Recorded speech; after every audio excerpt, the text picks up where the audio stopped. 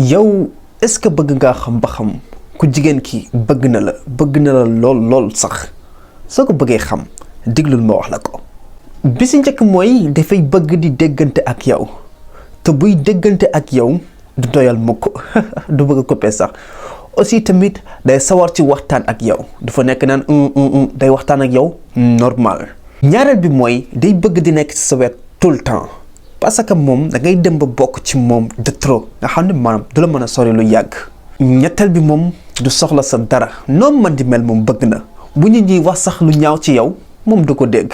ñeenteel bi da lay jàppale saa su ne te aussi tamit bu lay defal dara da ciy sawar da ciy kontaan lool. noo gars yi fii lay yem des na yeneen yu bëri nag mais wax leen ma dolli ci commentaire yi bu ko defee ma ñëw dolli.